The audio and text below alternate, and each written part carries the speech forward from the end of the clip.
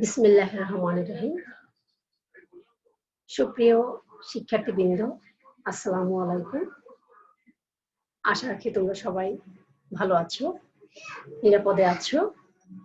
আমিও মহান রাব্বুল আলামিনের অশেষ কৃপায় ভালো আছি, নিরাপদে আছি। প্রিয় শিক্ষার্থী, আজকে আমরা আলোচনা করব chapter 9, specialized areas of management.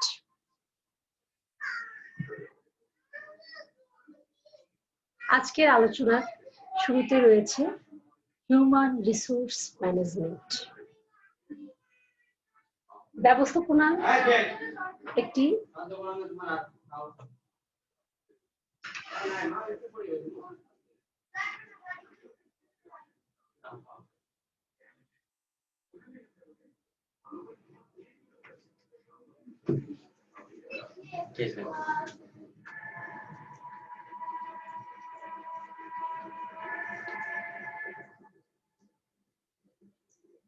ব্যবস্থাপনার একটি গুরুত্বপূর্ণ শাখা হলো হিউম্যান রিসোর্স ম্যানেজমেন্ট। তাহলে আমরা প্রথমে জানা দরকার হিউম্যান রিসোর্স ম্যানেজমেন্টটা আসলে কি।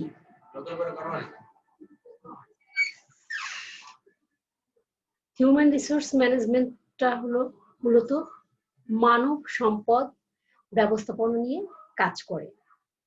তাদের কাজই হলো প্রতিষ্ঠানের কর্মী বা মানব সম্পদ কিভাবে নিয়োগ দেওয়া যাবে, সেই মানব সম্পদটাকে কতটা অপটিমাম ইউটিলাইজ করা যাবে, কে কোন ফিল্ডে কতটুকু দক্ষ এবং যোগ্য, সেই তার দক্ষতা, যোগ্যতা এবং তার একাডেমিক ব্যাকগ্রাউন্ডকে কনসিডার করে তাদেরকে কর্মের জন্য নিয়োগ দেওয়া, নির্বাচন করা, তাদেরকে প্রশিক্ষণ দেওয়া, তাদেরকে উন্নয়নের জন্য বিভিন্ন মোটিভেশনাল স্কিম দেওয়া, তাদেরকে পারফরমেন্স বেসিস প্রমোশন দেওয়া, তাদের জন্য বিভিন্ন ধরনের আর্থিক বেনিফিট কি কি দেওয়া যেতে পারে, কি কি ধরনের প্রেরণামূলক বেনিফিট দেওয়া যেতে পারে, তাদেরকে কিভাবে প্রপার ট্রেনিং এর মাধ্যমে তাদের স্কিল ডেভেলপ করা যেতে পারে, তাদের কর্মসংস্থানের ক্ষেত্রে তাদের নিরাপত্তাটা কতটুকু নিশ্চিত করা যেতে পারে, তাদের শারীরিক এবং ওয়েলফেয়ার মূলক কার্যক্রম কতটুকু দেয়া যেতে পারে, এই ধরনের সমস্ত কার্যক্রম যে ব্যবস্থাপনা আলোচনা করে বা যে ব্যবস্থাপনার এরিয়ার মধ্যে পড়ে, সেটাকে আমরা বলবো human resource management. Human resource ম্যানেজমেন্টটাকে আমরা যদি একটা সিস্টেমেটিক ওয়েতে দেখি, তাহলে দেখা যায় যে হিউম্যান রিসোর্স ম্যানেজমেন্টের ক্ষেত্রে রয়েছে, প্রথমে রয়েছে পেরোল ম্যানেজমেন্ট, তারপর রয়েছে রিক্রুটমেন্ট ম্যানেজমেন্ট, তারপর রয়েছে তাদের ট্রেনিং ম্যানেজমেন্ট, তারপর রয়েছে ইন্স্যুরেন্স ম্যানেজমেন্ট, তারপর রয়েছে পারফরমেন্স ম্যানেজমেন্ট, তারপর রয়েছে organization change management, policies and forms publishing, তারপর রয়েছে অর্গানাইজেশন সার্ভে ম্যানেজমেন্ট, তারপরে রয়েছে এমপ্লয়ি সাজেশন ম্যানেজমেন্ট, তারপর রয়েছে news letters of opinion polls and events, তারপর রয়েছে employee and manager self service. এই সবগুলোর কম্বিনেশন হলো হিউম্যান রিসোর্স ম্যানেজমেন্ট সিস্টেম। এরপরে রয়েছে ব্যবস্থাপনার আরেকটি ইম্পর্টেন্ট ফিল্ড হলো স্ট্র্যাটেজিক ম্যানেজমেন্ট, যাকে আমরা বলবো কৌশলগত ব্যবস্থাপনা। স্বাভাবিক ব্যবস্থাপনার চেয়ে এরা একটু অ্যাডভান্স লেভেলের ব্যবস্থাপনা। ব্যবস্থাপনার যে স্বাভাবিক কার্যক্রমগুলো রয়েছে, planning, organizing, controlling, staffing, leading তার চেয়ে একটু অ্যাডভান্স। সাধারণ ব্যবস্থাপনার কার্যক্রমের মধ্য দিয়ে একটি প্রতিষ্ঠান স্বাভাবিকভাবে তার অর্গানাইজেশনাল ম্যানেজমেন্টের কাজগুলো করে থাকে, কিন্তু বর্তমান সময়ে কম্পিটিটিভ জব মার্কেটে,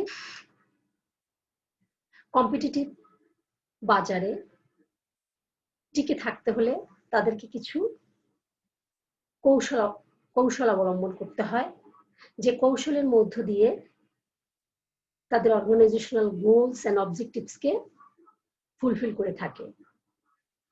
তাই স্ট্র্যাটেজিক ম্যানেজমেন্টই হলো মূলত planning, monitoring, analysis and assessment of all necessities in organization needs to meet its goals and objectives.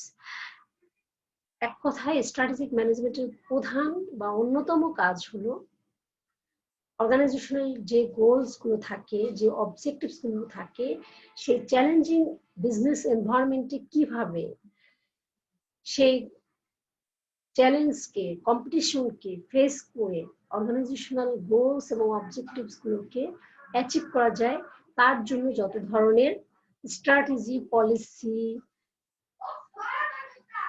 Analysis, assessment করা দরকার সেগুলো করে এবং তার মধ্য দিয়ে তাদের অর্গানাইজেশনাল গোলস এবং অবজেক্টিভসকে বাস্তবায়ন করে থাকে। যেটা অ্যাট এ গ্লান্সে দেওয়া রয়েছে, স্ট্র্যাটেজিক ইন্টেন্টে রয়েছে ভিশন, মিশন, অবজেক্টিভস।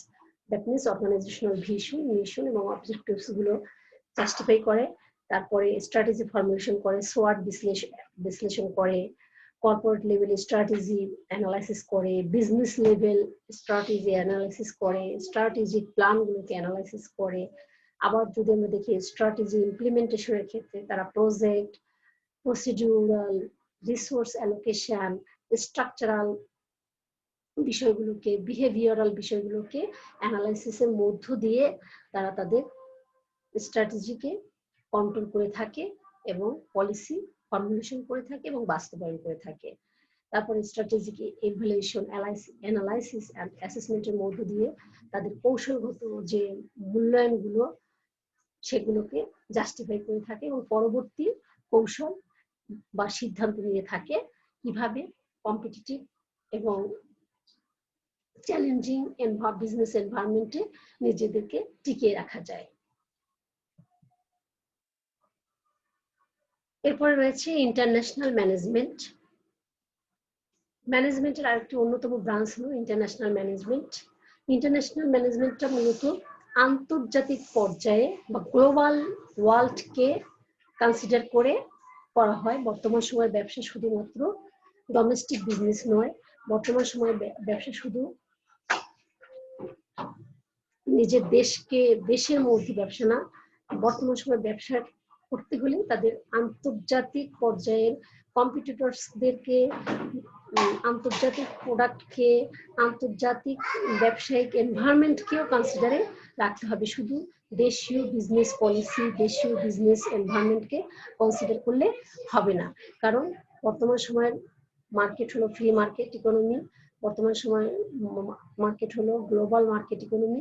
সেই গ্লোবাল ওয়ার্ল্ডে টিকে থাকতে হলে গ্লোবাল প্রবলেম এবং চ্যালেঞ্জ এবং ফ্যাসিলিটিস গুলোকে ফেস করেই ব্যবসায়িক জগতে গ্লোবালি টিকে থাকতে হবে। আর সেটা কিভাবে টিকে থাকা যায়, সেই ধরনের নর্মস, ডিসিপ্লিন, স্ট্র্যাটেজি সবকিছুই জানতে হেল্প করবে ইন্টারন্যাশনাল ম্যানেজমেন্ট।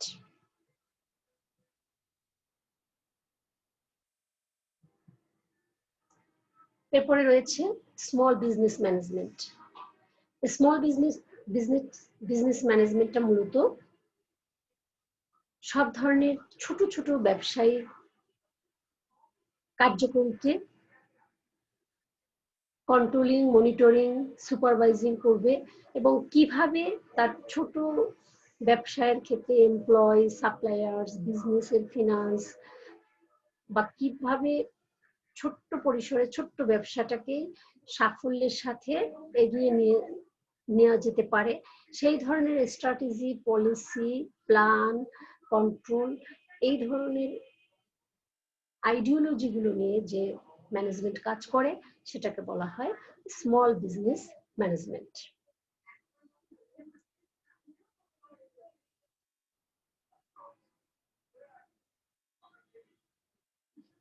এটা এক ধরনের রোড ম্যাপ যেটা যার মাধ্যমে তোমার ডেইলি ওয়ার্ক গুলোকে পারফর্ম করা হয়। স্মল বিজনেস ম্যানেজমেন্ট যে ওনারের কিছু ইউনিক চ্যালেঞ্জ গুলো থাকে, সেই চ্যালেঞ্জ গুলো ম্যানেজ করতে হেল্প করে। যেমন তার স্মল বিজনেস ওনারের যে কিছু স্ট্র্যাটেজি থাকে, সেই স্ট্র্যাটেজি গুলোকে অ্যানালাইসিস করে তাকে অর্গানাইজ করতে হয় কিভাবে, তাকে কিভাবে বাস্তবে এক্সিকিউট করতে হয়, তাকে কিভাবে উন্নতি করতে হয়, ডেভেলপমেন্ট করতে হয়, কিভাবে অ্যানালাইসিস করতে হয়, কিভাবে মেজর করতে হয়, পরিমাপ করতে হয়। এই সার্বিক বিষয়গুলোকে কম্বাইন্ড করে একটি সাকসেসফুল বিজনেস ওনার হিসাবে নিজেকে এস্টাবলিশ করার পলিসি, প্ল্যান এবং স্ট্র্যাটেজিগুলোই লিসন দিয়ে থাকে স্মল বিজনেস ম্যানেজমেন্ট। এরপরে রয়েছে প্রজেক্ট ম্যানেজমেন্ট। এটা মূলত প্রজেক্ট বেসিস বিজনেসকে ডিল করে থাকে। যে ব্যবসা প্রতিষ্ঠানগুলো সাধারণত প্রজেক্ট বেসিস বিজনেস করে থাকে, বড় বড় ধরনের রোড, হাইওয়েজ নির্মাণ, ব্রিজ নির্মাণ বা বড় বড় ধরনের প্রতিষ্ঠান নির্মাণ করা বা রিয়েল এস্টেট বিজনেস হতে পারে, এই ধরনের বড় এবং হাই রিস্ক প্রজেক্টের কিভাবে ম্যানেজ করতে হয়, কিভাবে তাদের স্কিল ডেভেলপ করতে হয়, আপ টু ডেট নলেজ রাখতে হয়, কিভাবে এক্সপিরিয়েন্স কাজে লাগিয়ে প্রজেক্টকে বাস্তবায়ন করতে হয়, এই ধরনের সব আইডিওলজি, মেথডস, স্ট্র্যাটেজি গুলো নিয়ে কাজ করে প্রজেক্ট ম্যানেজমেন্ট।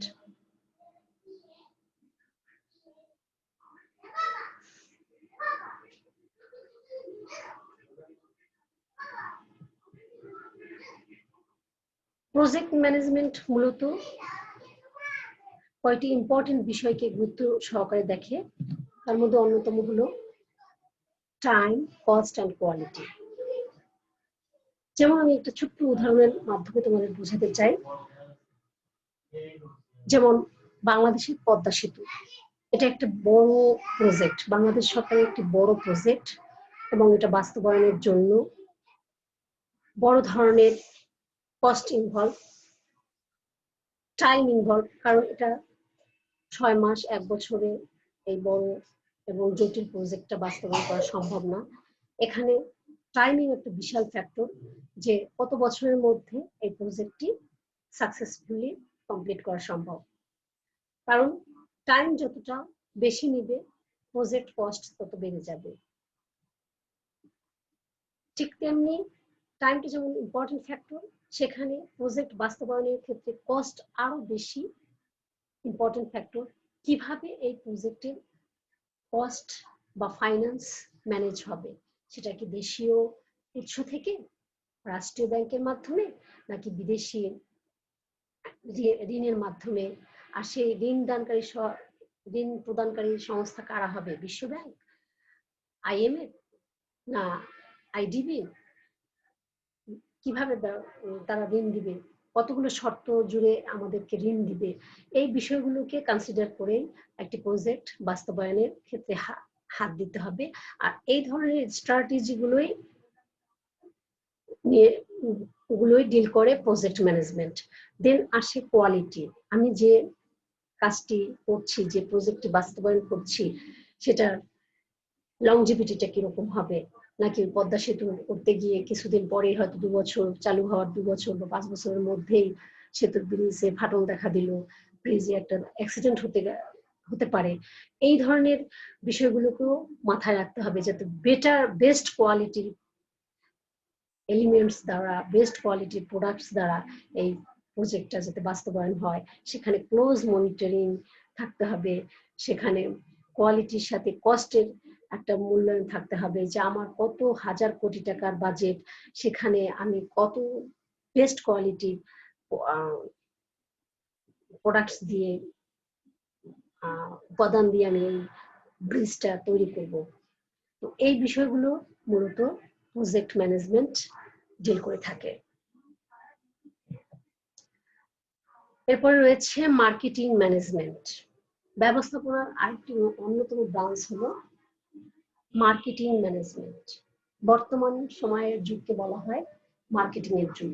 যে যত বেশি নিজেকে মার্কেট করতে পারে, সে তত বেশি চ্যালেঞ্জিং এনভায়রনমেন্টে নিজেকে টিকিয়ে রাখতে পারে। কিন্তু সেই টিকিয়ে রাখাটা কি এতটাই সহজ? এতটা সহজ নয়। সেইটাকে আরো সফল এবং সহজ এবং আরো বেশি গতিশীল করার জন্য যে স্ট্র্যাটেজিগুলো, যে মার্কেটিং স্ট্র্যাটেজি নিয়ে কাজ করে, সেগুলো হলো মার্কেটিং ম্যানেজমেন্ট। যেমন মার্কেটিং ম্যানেজমেন্টের প্রধান কাজ হলো টার্গেট মার্কেট। আমি কোন মার্কেটকে টার্গেট করব? আমি আমার পণ্যটিকে কি দেশীয় মার্কেটে সেল করার জন্য প্রডিউস করব, নাকি আন্তর্জাতিক বাজারে সেল করার জন্য প্রডিউস করব, নাকি দেশীয় এবং আন্তর্জাতিক দুটো পর্যায়ে আমি সাকসেসফুলি রান করব? যদি বলে আমাদের স্কোয়ার গ্রুপের কথা, তারা তাদের কনজিউমার প্রোডাক্টটা শুধু বাংলাদেশি কাস্টমারদেরকে টার্গেট করে প্রডিউস করছেন না, তারা বাংলাদেশি কাস্টমারকে বেস্ট কোয়ালিটি প্রোডাক্ট দেওয়ার পাশাপাশি তারা আন্তর্জাতিক বাজারেও নিজেদেরকে মার্কেটিং করার চেষ্টা করছেন, যাতে করে তারা দেশীয় পরিমণ্ডল ছাড়িয়ে আন্তর্জাতিক পরিমণ্ডলও তাদের একটা ব্যবসায়িক মার্কেট তৈরি হয়। তাহলে এই মার্কেটিং ম্যানেজমেন্টের মূল কাজ হলো আগে মার্কেটকে টার্গেট করতে হবে, সেখানে সেই মার্কেট কিভাবে ধরে রাখা যায়, কিভাবে তাদের কাস্টমারের গুণগত পণ্য বা সার্ভিসের মধ্য দিয়ে কাস্টমারকে লং টার্ম ধরে রাখা যায়, তারপরে কিভাবে কাস্টমারের সাথে বেটার কমিউনিকেশনের মধ্য দিয়ে তার পণ্যটির গুণ, মান এবং মূল্যকে রিলায়েবল করে কাস্টমারের হৃদয়ে একটি স্থায়ী আসন গেড়ে নেওয়া, যেন লং টার্ম বেসিসে তাদের প্রোডাক্টটা কাস্টমার ইউজ করে। যেমন যদি বলি ইউনিলিভার বাংলাদেশের লাক্স একটি বিউটি সোপ, যেটা দেশীয় পরিমণ্ডল ছাড়িয়ে আন্তর্জাতিক পরিমণ্ডলে একটা দীর্ঘ সময়ে কাস্টমারের হৃদয়ে, বিশেষ করে বিউটি সচেতন নারীদের রমণীদের ক্ষেত্রে একটি গুরুত্বপূর্ণ বিউটি সোপ। এই জায়গাটি তারা শুধুমাত্র তাদের গুণগত পণ্য দিয়ে নয়, তাদের মার্কেটিং দিয়ে, তাদের অ্যাডভার্টাইজমেন্ট দিয়ে তারা দেশীয় পরিমণ্ডল ছাড়িয়ে আন্তর্জাতিক পরিমণ্ডলে স্থান করে নিয়েছে। যেমনটি তারা যখন অ্যাডভার্টাইজমেন্ট দেয়, তারা চেষ্টা করে সবসময় আন্তর্জাতিক সেলিব্রিটিদের দিয়ে বা সুন্দরীদের দিয়ে তারা পণ্যটা অ্যাডভার্টাইজমেন্ট করে। যেমন তারা বলিউড বা হলিউডের কোনো হট এবং হিট নায়িকাকে এখানে তাদের পণ্যের মডেল করার চেষ্টা করে, যাদেরকে সবাই আইকন হিসেবে মানে, সুন্দরী এবং স্বাস্থ্য সচেতন, বিউটি সচেতন নারীরা বিশেষ করে ফিল্ম স্টারদের নায়িকাদের একটু বেশি ফলো করে।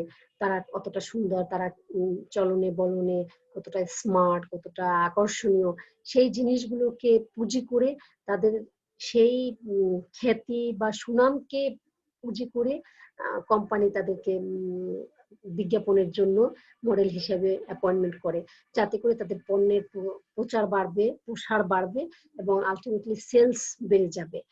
এই ধরনের স্ট্র্যাটেজিগুলো নিয়ে মূলত মার্কেটিং ম্যানেজমেন্ট কাজ করে থাকে।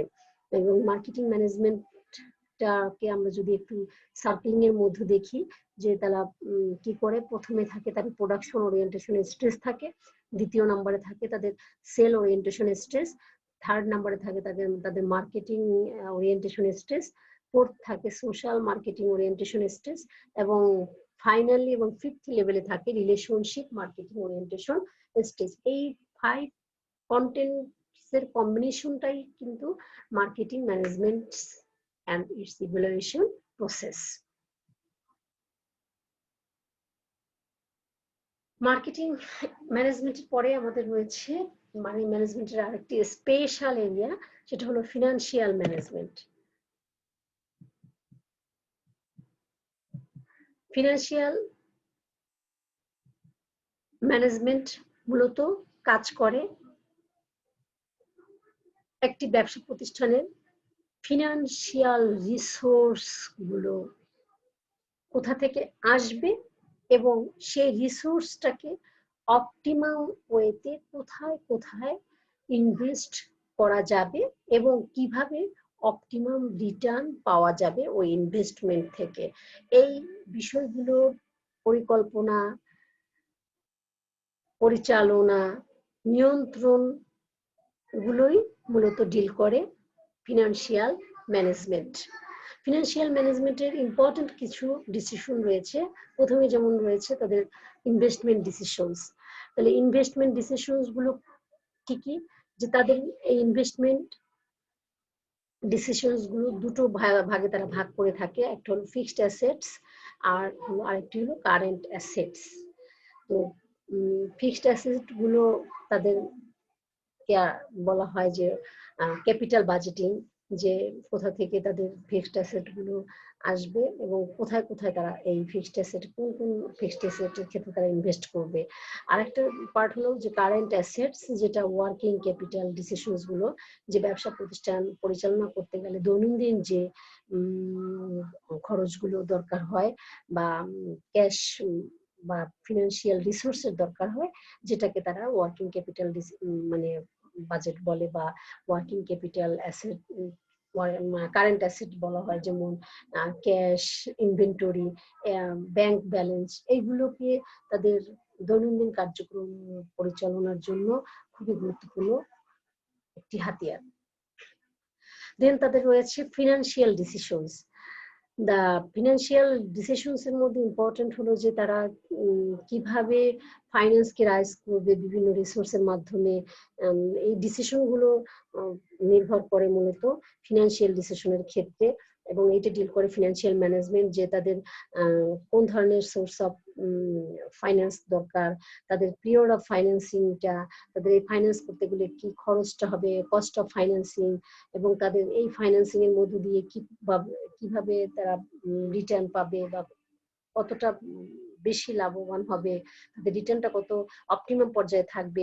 এই ধরনের সিদ্ধান্তগুলো মূলত ফাইন্যান্সিয়াল ডিসিশন নিয়ে থাকে।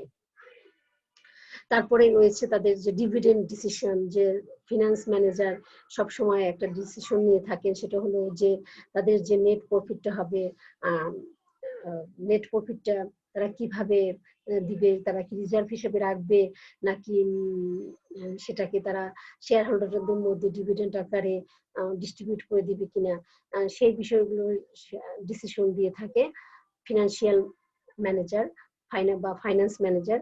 আর এটাই হলো ফিনান্সিয়াল ম্যানেজমেন্টের একটা অন্যতম ফাংশনস।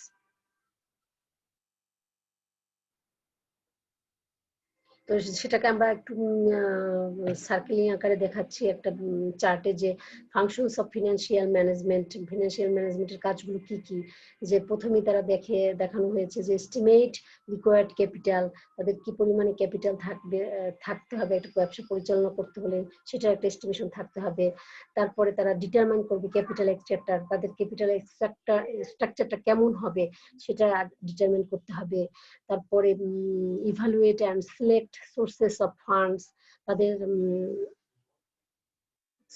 ফান্ডের সোর্স গুলো মূল্যায়ন করা এবং সিলেক্ট করা। দেন তারা অ্যালোকেট অ্যান্ড কন্ট্রোল ফান্ডস, তারা ওই ফান্ডগুলোকে কোন কোন খাতে ইনভেস্ট করা যায় এবং সেই ইনভেস্টমেন্টটা যাতে আবার মিসইউজ না হয় সেটার আবার কন্ট্রোলিং মনিটরিং থাকতে হবে ক্লোজ, সেই সাইটগুলোকে কনসিডার করবে। তারপরে ডিস্ট্রিবিউশন প্রফিটস অর সারপ্লাস, তারপর বছর শেষে যে আর্থিক আয় ব্যয়ের বিবরণী তৈরির মধ্য দিয়ে বা ফিনান্সিয়াল স্টেটমেন্ট তৈরির মধ্য দিয়ে তাদের যে নেট প্রফিটটা আসবে সেই নেট প্রফিটটাকে কিভাবে শেয়ার হোল্ডারদের মধ্যে বন্টন করবেন, কিভাবে তারা রিটেন প্রফিট হিসেবে সারপ্লাস হিসেবে রেখে দিবেন, সেই বিষয়গুলোকে কনসিডার করবেন। তারপরে ফাইনালি তারা মনিটরিং ফিনান্সিয়াল অ্যাক্টিভিটিস, তাদের যে ফিনান্সিয়াল যত কার্যক্রমগুলো আছে তারা ফাইনালি মনিটর করবে যেন কোথাও তাদের ফান্ডের ঘাটতি না হয়, আবার কোথাও তাদের ফান্ডের কোনো মিসইউজ যাতে না হয়, এবং তাদের রিটার্ন অন ইনভেস্টমেন্টে যেন অপটিমাম লেভেলে থাকে এবং তাদের রিসোর্সগুলো যেন অপটিমাম ইউটিলাইজড হয়, সেই বিষয়গুলোকে খুব কোর্ডিয়ালি এবং ক্লোজলি মনিটর করে থাকবে।